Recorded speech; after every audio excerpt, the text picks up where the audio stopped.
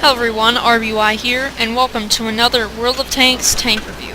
So, in this episode, I'm going to be reviewing the Marder 38T, and actually for a special reason, because I am probably going to be getting rid of this tank soon, because I have enough research points to get the Panzer SLF 5 or 4 or whatever that is, even though it's a tier 5. But anyways, so I'm probably going to be getting rid of it eventually. So I'm going to review the tank. So my first impressions on this tank are it's a pretty good tank, but only if it's tiered up with the same tier as it. Once it gets tiered up with tier 5s and tier 6s, this tank, it's terrible. But if it's tiered up with tier 4 tanks, this tank, it can dominate. Actually, in one of my later videos that I will be posting, it's actually going to be one of the last battles I'll be doing with this tank. And you'll see me kind of do very well with this tank because it was in the same tier. So personally, the only reason I like the Marder 2 a lot more than the Marder 38T, even though it's a lower tier, is because it's what it's tiered up with. This thing is almost always tiered up with tier 3s and tier 2s, so it can do very, very well. Whereas this tank, you only have a 25% chance of getting tiered up with tier 4s and tier 3s. Without tier 5s thrown into the fray. So those are my first impressions on it. I personally, I don't like this thing's armor, but like the Marder 2, it's a tank destroyer, so it's not going to have good armor at all.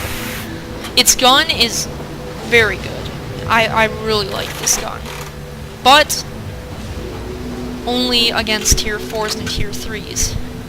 But if you have the armor piercing, right here, the armor piercing rounds, this thing, it can even pierce tier 6 armor. Tier 5s is a near definite, but tier 6 it will occasionally pierce.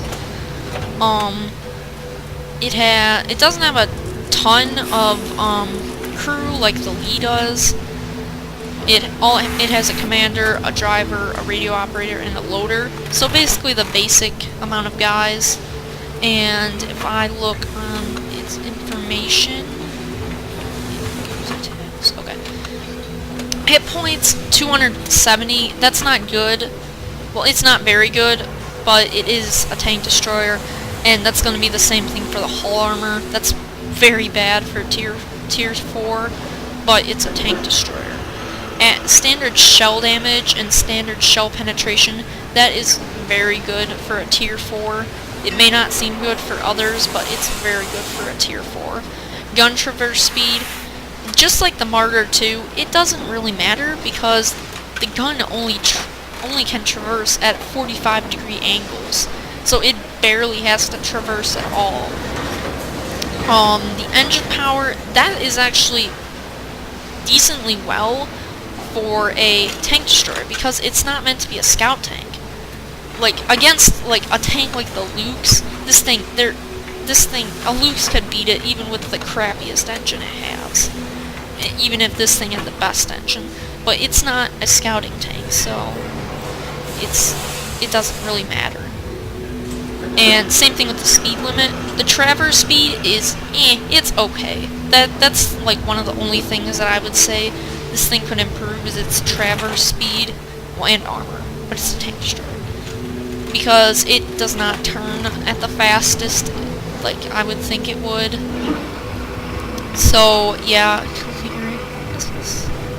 Oh, it's my stuff in there. So, overall, I think this is a very good tank, even though I personally like the Marder 2 more because of what it's tiered up with. This is still a very good tank. for its tier. So I hope you guys enjoyed. I hope this helped you out a lot. Helped you out. If you guys enjoyed, leave a like. If you like have any information on this tank that I should know, comment, subscribe. That helps my channel out a lot. RBY signing out.